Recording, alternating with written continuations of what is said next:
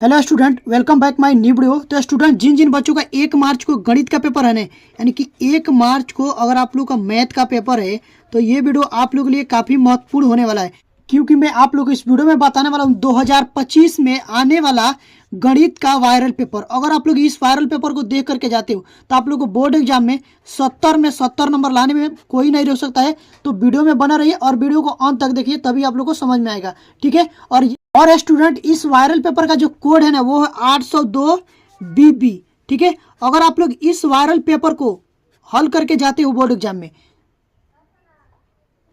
Exam से पहले, तो आप लोग को 70 में 70 नंबर लाने से कोई नहीं रख सकता है। अगर जो बच्चे पढ़ने वाले होंगे ना, अच्छा पढ़ने वाले, जो प्रश्न को समझ जाएंगे, तो उनको मैं लिख देता हूँ वो 70 में 70 लेके आएंगे। और जो थोड़ा कम पढ़ने वाले हैं, जिनको थोड़ा कम समझ में आता है, वो आराम से 50 या 55 नंबर तो आराम से 70 में ला सकते हैं। तो प्लीज़ वीडियो में बने रहें और वीडियो को अंत तक देखें, तभी आप लोग को समझ में आएगा। और ये देखिए, ये पेपर है ना, तो इस पेपर में आप लोग को 2 खंड आते हैं। तो पहला जो खंड आता है ना वो आता है खंड अ। देखिए खंड अ, तो इसमें आप लोग को 20 बहुविकल्पीय प्रश्न रहते हैं। और उसके बाद आता है खंड ब, इसमें आप लोग रहेंगे 50 नंबर के वर्णनात्मक प्रश्न। तो इसको आप लोग को कॉपी पर लिखना है। तो देखिए, मैं यहाँ पर कॉपी ले लिया हूँ, देख रहे हैं ना, यहाँ पर मैं आप लोग को बताऊंगा।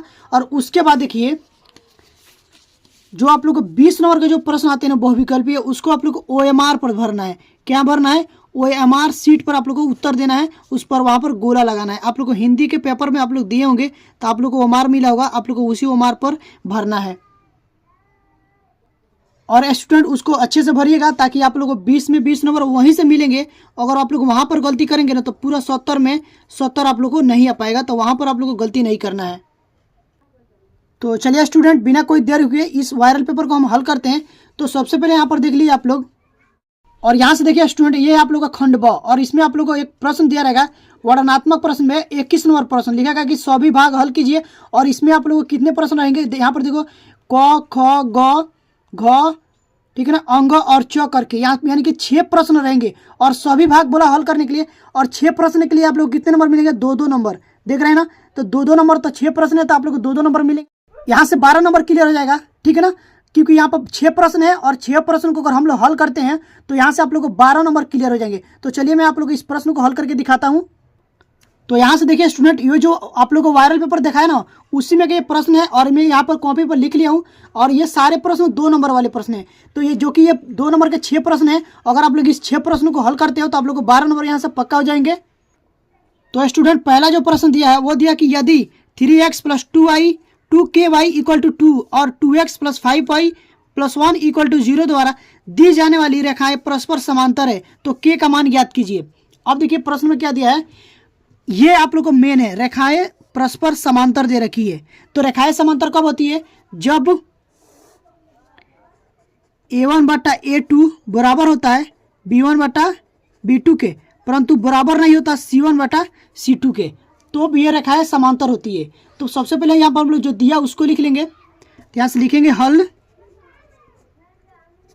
दिया है, यहाँ पर लिखेंगे दिया है। अब देखिए क्या क्या दे दिया है। अब देखिए यहाँ पर समीकरण दे दिया है।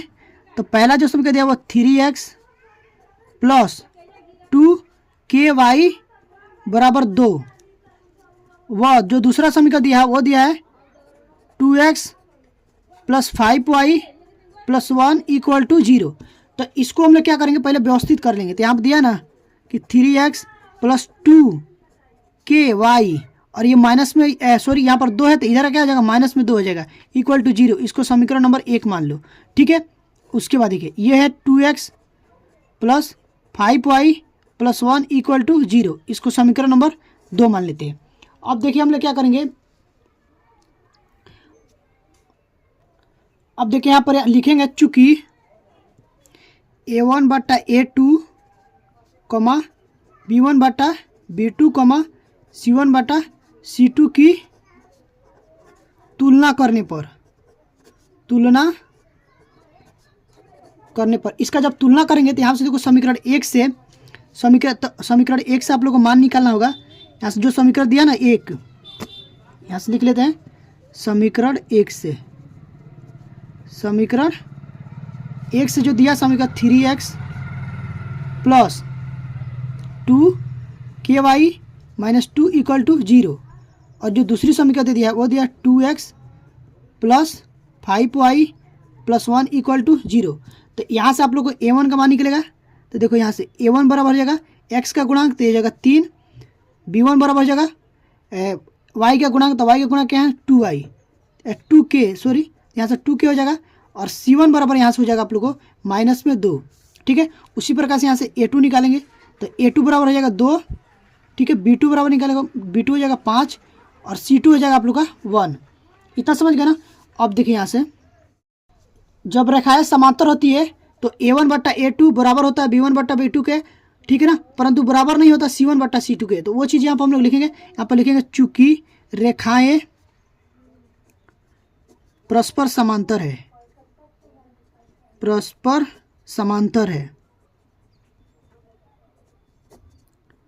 इसलिए a1 बट्टा a2 बराबर है b1 बट्टा b2 के, परंतु बराबर नहीं है c1 बट्टा c2 के। तो ये दो चीज़ हम ये दो को ले लेंगे, दो को लेकर बराबर दिखाएंगे।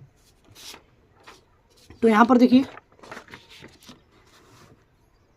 तो पहले यहाँ पर लिखते हैं a1 बटा a2 बराबर b1 बटा b2।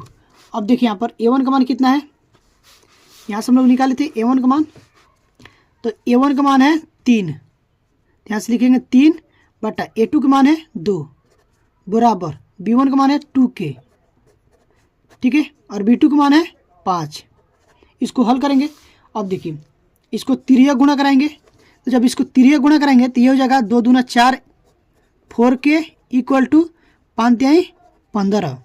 ठीक है, तो k बराबर हो जाएगा 15 बटा 4। तो जो k का मान आएगा वो आ गया 15 बटा 4। इसको क्या करेंगे डब्बे में बंद कर लेंगे। ठीक है, और यहाँ पर लिखेंगे अतः k का मान 15 बटा 4 है। ठीक है ना, और यहाँ से आंसर लिख देंगे। तो इस तरह से आप लोग को बोर्ड एग्जाम में ये वाले प्रश्न को हल करना है। तो देखिए स्टूडेंट, यहाँ पर जो दूसरा प्रश्न है वो दिया है कि प्रतिस्थापन विधि द्वारा हल कीजिए। तो प्रतिस्थापन विधि द्वारा इसको हल करेंगे।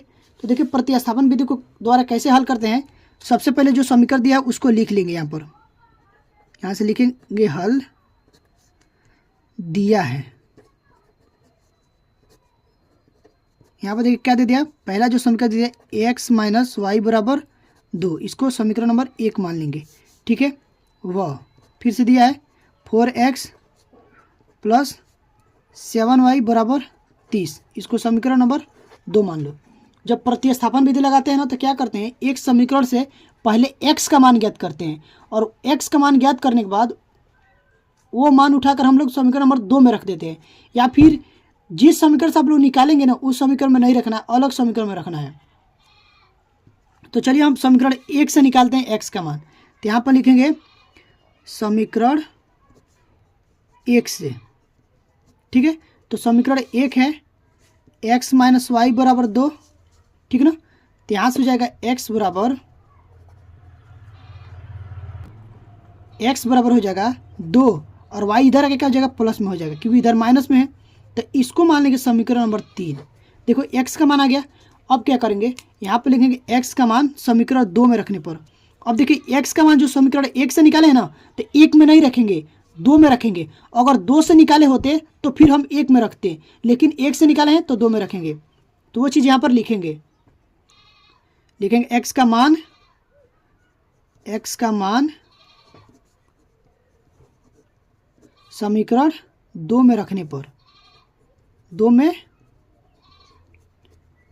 रखने पर। अब देखिए यहाँ पर जो समीकरण 2 है वो है 4x plus 7y equal to 30। यहाँ से लिखेंगे 4x का मान कितना है 2 प्लस y प्लस यहाँ से हो जाएगा 7y इक्वल टू 30। यहाँ से हो जाएगा 4 दूना 8 प्लस 4, तो 4y से गुणा करेंगे तो ये होगा 4y प्लस में यहाँ पे है 7y इक्वल टू 30। ठीक है ना, तो ये है 8 को उधर ले जाएंगे तो वो माइनस में हो जाएगा और इसको दोनों को जोड़ देंगे तो ये हो जाएगा 4 3 7 हो जाएगा, सॉरी 7 4 11 हो जाएगा, 11y इक्वल टू, यहाँ से हो जाएगा 30 माइनस 8, ठीक है ना। तो यहाँ से हो जाएगा 11y बराबर 30 में से जब 8 को घटाएंगे तो यहाँ से बचेगा 22, तो y बराबर हो जाएगा 22/11, कट जाएगा 11 एकम 11, ठीक है, ये कट जाएगा 11 एकम 11 और 11 दूना 22, तो जो y का मान आ गया वो आ गया 2, y का मान आ गया 2। अब हम क्या करेंगे, y का मान उठाकर समीकरण नंबर 1 में रख देंगे, सॉरी 3 में, तो x का मान आ जाएगा। तो यहाँ से लिखेंगे y का मान समीकरण 3 में रखने पर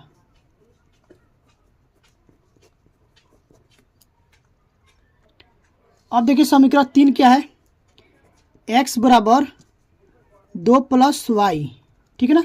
तो x का, तो यहाँ पर हो जाएगा 2 और y का मान कितना निकाले हैं 2, तो ये जगह 2 2 4, तो x का जो मान आ गया वो आ गया 4। अब देखिए x और y दोनों का मान आ गया है, ठीक है ना, और यही हम लोग को ज्ञात भी करना था। अब हम लोग चलेंगे अगले वाले प्रश्न पर। चलिए स्टूडेंट, यहाँ पर देखिए ये अगला प्रश्न है, और दिया 6 सेमी त्रिज्या वाले एक वृत्त के एक त्रिज्यखंड का क्षेत्रफल ज्ञात कीजिए जिसका कोण 60 डिग्री है। अब सबसे पहले त्रिज्यखंड का क्षेत्रफल ज्ञात करना है, तो उसको आप फार्मूला मालूम होना चाहिए, तो मैं यहाँ पर साइड में लिखा दे रहा हूँ। देखिए ये जो होता है ना वृत्त का त्रिज्यखंड, वृत्त का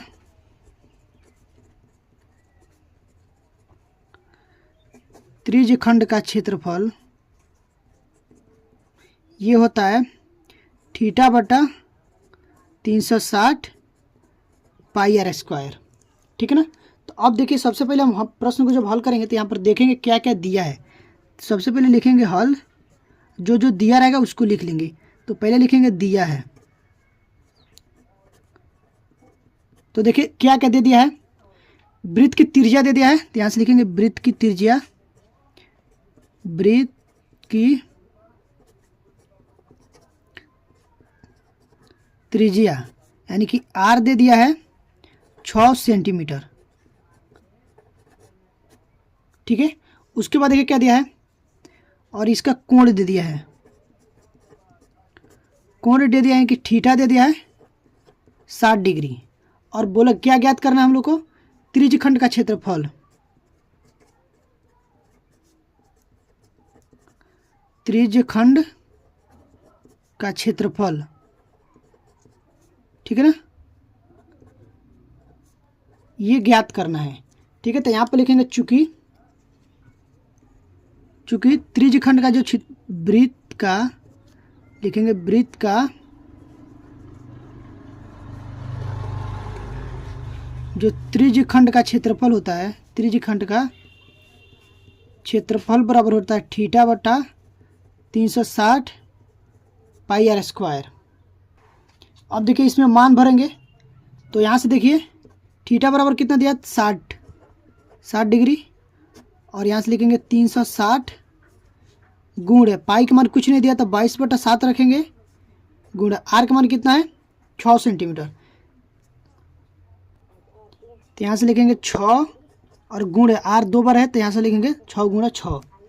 अब देखिए ये तो 0 से 0 गया, 6 कम 6, 6 के 36, ठीक है ना, 1 6 से 1 6 गया, बचा क्या है ऊपर देखो 22 और 6 बचा है, तो यहाँ से लिखेंगे 22 गुणा 6 बटे में 7, ठीक है ना। तो गुणा करेंगे तो 6 दूना 12 का 2 हासिल 1, 6 दूना 12 1 13, 132/7, तो 132 को हम यहाँ लिखेंगे 7 और इसको भागा करेंगे 132 से, तो हो जाएगा 7 एकम 7, 13 में से 7 गया 6, उतरा 2 62 हो गया, 7 बटे 56, ठीक है, 12 में से 6 गया 6, कट गया ये, फिर यहाँ पर लिखेंगे दशमलव लगा के यहाँ पर 0 बढ़ाएंगे, फिर हो जाएगा आप लोगों 7 बटे 56, यहाँ से बचा 4, ये कट जाएगा, फिर 0, 7 बचे 35, यहाँ से बचा 5, यहाँ पर 0 बढ़ाएंगे, ये हो जाएगा 7 7 49, ठीक है ना। तो अब देखिए यहाँ पर जो आया ना वो आ गया आप लोग को 18.857, तो इसको हम लोग ऐसे लिख सकते हैं 18.8 और 5, ऐसे ये चलता जाएगा ना तो एक अधिका ले लेते हैं, तो 5 है तो यहाँ पर 6 ले लेंगे और यहाँ पर लिख देंगे लगभग, ठीक है, और यही आप लोग का आंसर हो जाएगा। ठीक है, तो यहाँ पर लिखेंगे अतः त्रिज्यखंड का क्षेत्रफल, अतः त्रिज्यखंड का क्षेत्रफल बराबर 18.86 है। ठीक है, और ये आंसर हो जाएगा। तो आई होप कि ये प्रश्न आप लोग को जरूर समझ में आए होंगे। अब हम लोग चलेंगे अगले वाले प्रश्न पर, जो कि यहाँ पर देखो दिया है, और ये प्रश्न दिया है आप लोग को, देखिए यहाँ पर कि त्रिज्या दिया है, त्रिज्या 21 सेंटीमीटर वाले एक वृत्त का एक चाप केंद्र पर 60 अंश का कोण आंतरित करता है। ज्ञात कीजिए। पहला में ज्ञात करना चाप की लंबाई और दूसरा में ज्ञात करना चाप द्वारा बनाए गए त्रिज्यखंड का क्षेत्रफल। ठीक है, तो सबसे पहले देखिए यहाँ पर चाप की लंबाई के जो फॉर्मूला होता है, यहाँ पर मैं लिखा दे रहा हूँ आप लोगों को। चाप की लंबाई L बराबर होता है θ/360 2πr। ठीक है ना। और अभी मैं आप लोगों को त्रिज्यखंड का क्षेत्रफल का सूत्र बताया, तो सबसे पहले जो दिया उसको हम पहले यहाँ पर लिखेंगे। तो यहाँ पर लिखेंगे हल। अब देखिए इसमें दिया क्या है, दे दिया वृत्त का त्रिज्या दे दिया है। हल लिखने के बाद यहाँ पर लिख लीजिएगा दिया है, पहले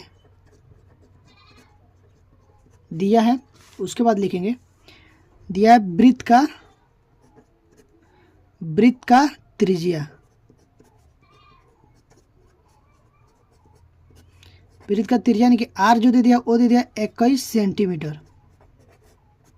ठीक है, उसके बाद क्या दिया है, चाप द्वारा केंद्र पर बनाया गया कोण दे दिया है, कोण यानी कि थीटा दे दिया है 60 अंश। और पहला में क्या पूछा है, पहला में ये पूछा है कि चाप की लंबाई ज्ञात करें। तो पहला में ज्ञात करना है चाप की लंबाई। ठीक है, ये ज्ञात करना तो क्वेश्चन मार्क लगा देंगे। और दूसरा में जो ज्ञात करना है वो ज्ञात करना चाप द्वारा बनाए गए त्रिज्यखंड का क्षेत्रफल, त्रिज्यखंड का क्षेत्रफल, और ये भी ज्ञात करना है। तो यहाँ पर चलो पहला ज्ञात करते हैं। तो यहाँ पर लिखेंगे चूंकि चाप की लंबाई L बराबर होता है θ/360 2πr। ठीक है, तो यहाँ पर लिखेंगे हम लोग थीटा का मान कितना है 60, और यहाँ से हो जाएगा 360 गुणे 2 है तो 2, पाई का मान कुछ नहीं तो 22/7 रखेंगे। ठीक है, और आर का जो मान दे दिया वो दे दिया 21, तो ये हो जाएगा 21। ठीक है, अब देखिए यहाँ से ये कट जाएगा 0 से 0, 6 कम 6, 6 जा गया 36। ठीक है, अब इसको काटेंगे तो 6 कम 6, और यहाँ से हो जाएगा 2 बार काटेंगे, 2 कम 2 और 2 तिहाई 6। ठीक है, और फिर इसको 3 से काटेंगे, 3 कम 3 और 7 त्रिकी 21। ठीक है, अब देखो यहाँ से 7 से 7 कट जाएगा तो बचा क्या, सिर्फ 22। तो यहाँ से बचा है 22, तो ये हो जाएगा 22 सेंटीमीटर। तो यहाँ पर लिख देंगे अतः चाप की लंबाई, अतः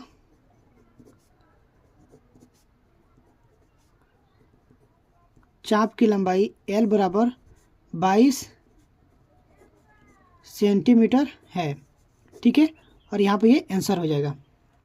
तो स्टूडेंट, अगर आप लोग ये प्रश्न समझ में आया हो और आप लोगों को वीडियो अच्छी लगी हो तो प्लीज़ वीडियो को लाइक करिएगा, और हमारे चैनल पर पहली बार विजिट किए हैं तो चैनल को सब्सक्राइब करके बेल आइकन को प्रेस कर दीजिएगा, ताकि जो भी वीडियो डालूँ वो सबसे पहले आप लोग के पास पहुँचे और आप लोग की तैयारी अच्छे से हो पाए। तो अभी के लिए बस इतना ही, मिलते हैं इसी तरह की नेक्स्ट वीडियो में। तब तक के लिए थैंक यू फॉर वॉचिंग।